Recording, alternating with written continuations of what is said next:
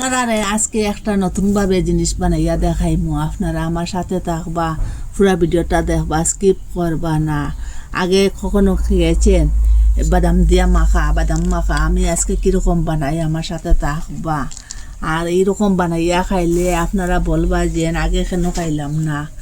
বাদাম মাখা বানাইবার লাগে এখানে বাদাম লইছি, ধনিয়া পাতা লইছি, রসুন লইছি, পেঁয়াজ লইছি, টমেটো লইছি, কাঁচা লঙ্কা লইছি।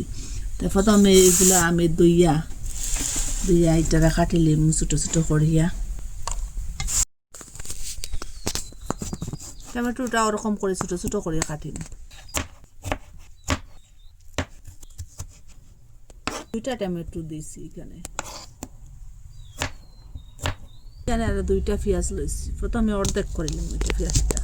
এটাও টমেটো যেরকম কাটিছি ওরকম করে কাটিম। এরকম করে কাটিয়ে লিছি রসুন, কাঁচা লঙ্কা, ধনিয়া পাতা, এই যে টমেটো আর পেঁয়াজ।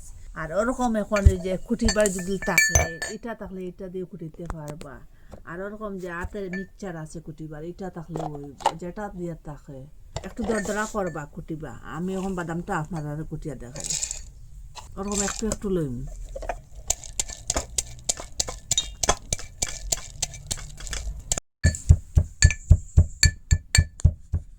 ওরকম দরদরা করে কুটি লিছি। দেখুন এর চেয়ে আর ছোটো করবা না, ওরকম দরদরা করে কুটিবা।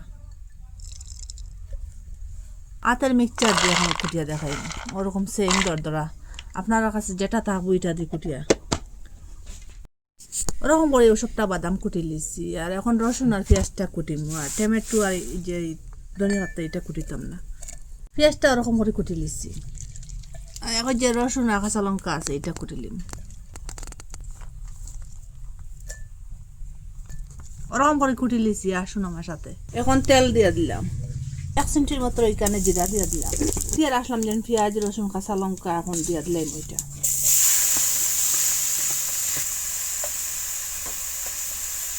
আপনারা যদি জাল খান তো দিয়া দিবা। আমি আগে থেকে দরদরা করিয়ে শুকনা মরিচ কুটিয়ে রাখলাম, একটু দিয়ে দিলাম এখানে। ওরকম করে মরিচটা মিশিয়ে নিচ্ছি। ওরকম পেঁয়াজটা বাজার পরে ওই যে টমেটো এটা এখন দিলাম। টমেটোটা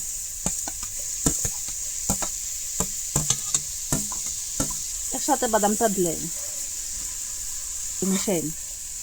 আর আগুনটা মিডিয়ামে রাখি ওরকম অনবরত একটু লাড়াচাড়া করিয়া দিবা, না নিচের দিকে দিতে দিব গিয়া। এখানে লবণ দিয়ে দিলাম, স্বাদ মতো লবণটা দিয়ে দিলাম। একটু পরে পরে ওরকম লাড়িয়ে লাড়িয়ে দিবা। এখানে আর একটু ঘি দিয়ে দিলাম।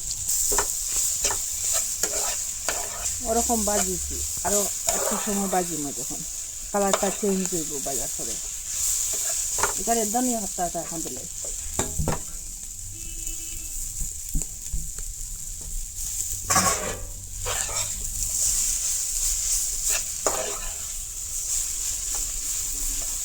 ওরকম অনবরত লাড়াচাড়া করবো। এখন যেন একটু বাজা হয়ে যাচ্ছে না, নিচের দিকে দিয়ে জ্বলে দিব গিয়া। আগুনটা এলো আমি দিয়ে রাখলাম পুরা লো মিডিয়ামে রাখিয়ে 20 মিনিট ওরকম করে বাজিয়েছি। এখন বাদাম মাখাটা পুরা রেডি হয়ে গেছে। দেখুন কালারটাও চেঞ্জ হয়েছে। এখন গ্যাসটা অফ করে দিলাম। আর এর থেকে বেশ বাজিলে এটা জ্বলে যাব আর চিত্তা করবো খাইতে সময়। গ্যাসটা অফ করে দিলে এখন একটা গামলার মধ্যে বা বাটির মধ্যে উঠাই দিলাম ওরকম করিয়া। এখন একটু ঠান্ডাও কিটা।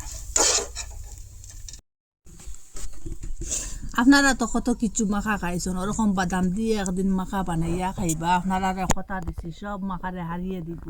এই বাদামের মাখাটা খাইলে এটা প্রেমে পড়ে দিবা। এটা রুটির সাথে ভাতের সাথে গরম গরম খাইতে পারবা।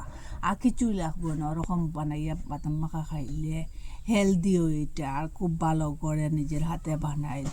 আর একবার খাইলে বলবা যে আগে কেন বানাইয়া খাইলাম না এরকম বাদাম মাখা। মিস করবা না, একদিন বানাইয়া খাইবা। আর কমেন্টের মধ্যে নিশ্চয় জানাইবা। ভালো লাগলে লাইক, কমেন্ট, শেয়ার, সাবস্ক্রাইব করবা। আর আজকের ভিডিও এখানে শেষ। নতুন একটা ভিডিও নিয়ে ফিরে আসবো বন্ধুরা।